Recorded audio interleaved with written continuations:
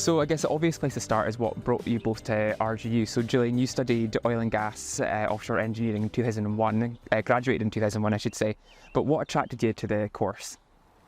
So I'd studied a biochemistry degree and done a year's placement at a pharmaceutical company and kind of realised that I'd done the wrong course. So I came back up to Aberdeen and started working for a small oil and gas company. And after about 6 months, I was like super fortunate that they offered to sponsor my master's in petroleum engineering. So originally we looked at Imperial, Heriot Watt and RGU. And I chose that course because I liked it. It was a really broad course covering like subsea engineering, project engineering, drilling, along with petroleum reservoir engineering because I didn't have an engineering background. Right. So yeah, that's how I ended up. Ah, great. So you managed to do it alongside your work at the time? No, I took a year out, did it full time. Yeah. Great, perfect. And Alan, you studied in the engineering space as well, and you did electronic and electrical engineering and graduated in 1990, and then you later studied your MBA in 1997. Yeah. What was the attraction of doing the MBA after your first initial studies? I guess I'd been in working internationally with our service company, and it was just the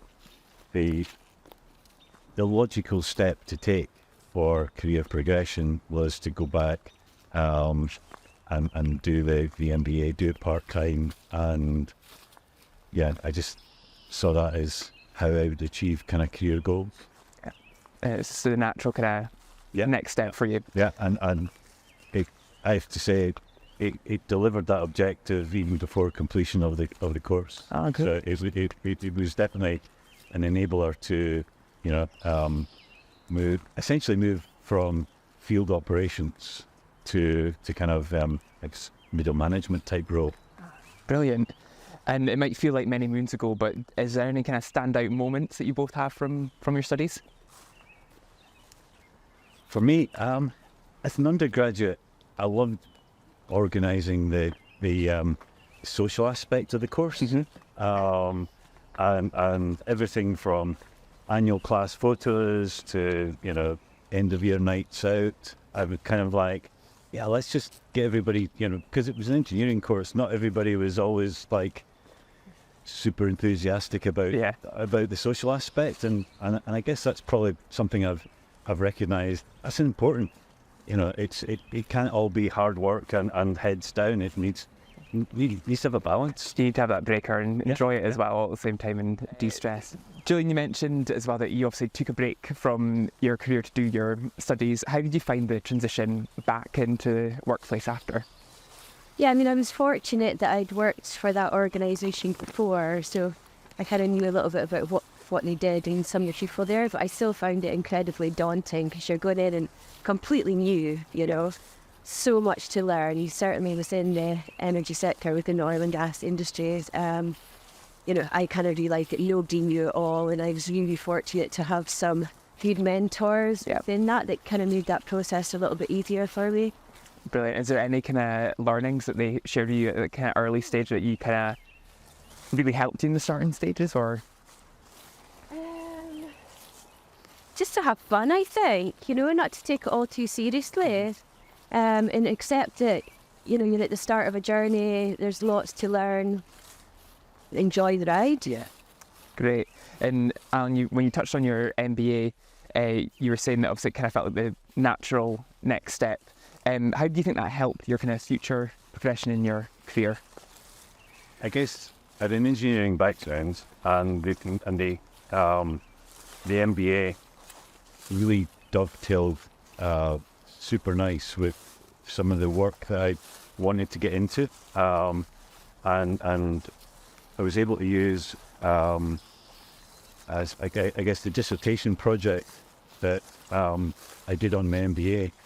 It totally aligned with the work of the employer at the time, which was all about innovation, research and development of new technologies in the sector, and so it really felt like there was in a sense, it was seamless between the day job and the studies, and the two, I was able to kind of leverage the experience and opportunity against one another, and that just bore dividends, and just allowed me to then kind of move up career progression wise. It takes us nicely onto your kind of role now at Core 29. So do you want to tell us a little bit about Core 29 and what you do there? Sure. Core 29 is a digital consultancy.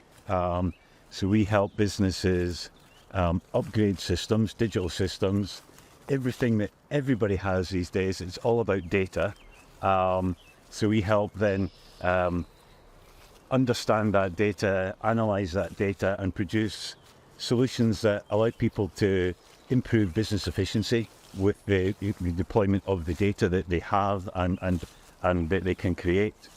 And that's applicable to businesses in the energy sector, but across the region and across the world in food and drink and really any sector. Yeah, so kind of filters into kind of heaps of different industries. And again, for me, it's really interesting because it's again technology. It's driven by technology. It's progression, and it's just nice being continually involved in that kind of forward sort of innovation. Brilliant. And you work with a lot of RGU placement students from time to time, and some of those are kind of filtered into full-time roles with you as well over the year? Yeah. Our most recent employee is a project management student. Brilliant. And we've got a great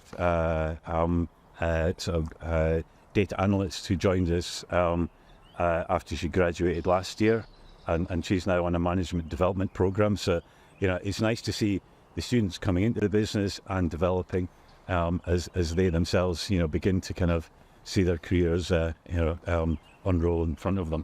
Brilliant. It must be a good value for the business as well, working in that way, getting different kind of minds in as well.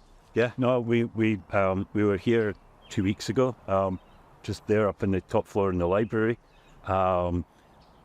giving the current cohort on the master's program a new project with live actual data. Because I always remember back as an undergraduate, somebody came in from industry and they said, like, here's a real challenge. And I think, that whole RGU approach to here is actual, real, live, situations that this is what you encounter out in commerce and industry. I think it's that experience that kind of makes RGU unique. You continue to work in the energy sector after graduation, Gillian. So you're now at the Net Zero Technology Centre. Do you want to tell us about your role there? Yeah, sure. So NZTC was set up 7 years ago with £180 million of Scottish and UK government funding, really with the purpose to accelerate the development and deployment of technologies that would support a net zero energy industry. So now we're taking a look at how do we grow that business. We're looking at internationalisation, how we can support organisations globally with their diversification and decarbonisation. So yeah, it's super exciting. Lots of organisations looking for help in that space. Yeah, I can imagine. And does NZTC, do they do kind of training programmes for businesses to get involved in, or how does it all work with kind of your collaboration with businesses? So yeah, we have a whole bunch of industry kind of partners and network that. So a technology developer, for example, would come with an idea for a technology development and we'd go out to industry and pull together a collaboration to get that technology field trialled. We're also working on a bunch of joint industry projects and industry projects to get technology developed faster. Again, kind of sharing the risk and the cost with the members of the JIP. And then we also do commercial projects with organisations on a confidential basis to support their decarbonisation. So that takes us to the end of this Alternative Alumni in Focus interview. To catch up on our previous episodes from the year, you can catch up on our playlist on YouTube, where you can also subscribe for our future episodes, which will be coming in 2024. And of course, if you have a story that's worth sharing, please do get in touch with us at alumni@rgu.ac.uk, and we'd love to hear from you. Thank you for watching.